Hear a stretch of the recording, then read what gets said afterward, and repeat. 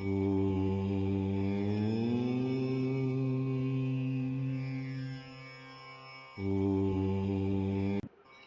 31वां आकाशवाणी। ब्रह्मा जी कहते हैं, हे नारद, जब दक्ष के उस महान यज्ञ में घोर उत्पात मचा हुआ था और सभी डर के कारण भयभीत हो रहे थे, तो उस समय वहाँ पर एक आकाशवाणी हुई। हे मूर्ख दक्ष, तूने यह बहुत बड़ा अनर्थ कर दिया है। तूने शिवभक्त दधीची के कथन को प्रामाणिक नहीं माना, जो तेरे लिए परम मंगलकारी और आनंददायक था। तूने उनका भी अपमान किया और वे तुझे शाप देकर तेरी यज्ञशाला से चले गए।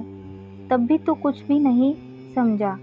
तू अपने घर में स्वयं आई साक्षात मंगल स्वरूपा अपनी पुत्री सती का अपमान किया। तूने सती और शंकर का पूजन भी नहीं किया। अपने को ब्रह्मा जी का पुत्र समझकर तुझे बहुत घमंड हो गया था। तूने उस देवी सती का अपमान किया जो सत्पुरुषों की भी आराध्या है। वे समस्त पुण्यों का फल देती है। वे तीनों लोकों की माता, कल्याण स्वरूपा और भगवान शंकर की अर्धांगिनी है। सती देवी प्रसन्न होने पर सुख और सौभाग्य प्रदान करती है। वे परम मंगलकारी है। देवी सती की पूजा करने से समस्त भयों से छुटकारा मिल जाता है और मनवांछित फलों की प्राप्ति होती है। देवी सभी उपद्रवों को नष्ट कर देती है। वे ही पराशक्ति है तथा कीर्ति, संपत्ति, भोग और मोक्ष प्रदान करती है। वे ही जन्मदात्री है, अर्थात जन्म देने वाली माता है। वे ही इस जगत की रक्षा करने वाली आदि शक्ति है और वे ही प्रलय काल में जगत का संहार करने वाली है। सती ही भगवान विष्णु सहित ब्रह्मा, इंद्र, चंद्र, अग्नि, सूर्यदेव आदि सभी देवताओं की जननी है। वे साक्षात जगदम्बा है। वे ही दुष्टों का नाश करने वाली और भक्तों की रक्षा करने वाली है। ऐसी उत्तम महिमा और गुणों वाली भगवान शिव की प्राण प्रिया धर्मपत्नी का तूने इस यज्ञ में अपमान किया है। भगवान शिव तो परब्रह्म परमेश्वर है। वे सबके स्वामी है। वे सबका कल्याण करते हैं। सभी मनुष्य प्रभु का दर्शन पाने की अभिलाषा सदैव अपने मन में रखते हैं। दर्शनों की इच्छा लिए घोर तपस्या करते हैं। वे भगवान शिव ही जगत को धारण कर उसका पालन पोषण करते हैं। वे ही समस्त विद्याओं के ज्ञाता और मंगलों का भी मंगल करने वाले हैं। वे ही समस्त मनोकामनाओं को पूरा करते हैं। हे दुष्ट दक्ष, तूने उन परम शक्तिशाली भगवान शिव की और शक्ति की अवहेलना करके बहुत बुरा किया है।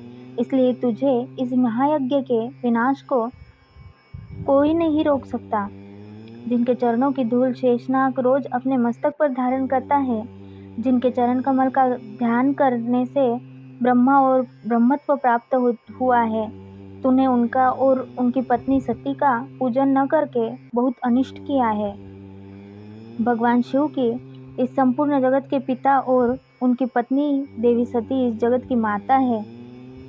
तूने उन माता पिता का सत्कार न कर उनका घोर अपमान किया है। अब तेरा कल्याण कैसे हो सकता है? तूने स्वयं दुर्भाग्य से अपना नाता जोड़ लिया है।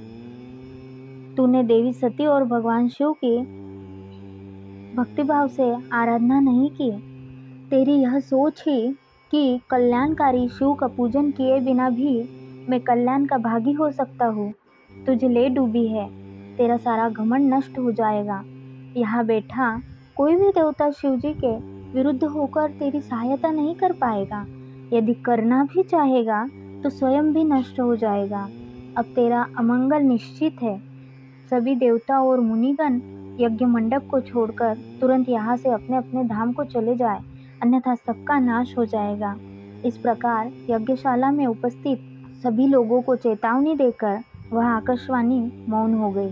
ओम नमः शिवाय।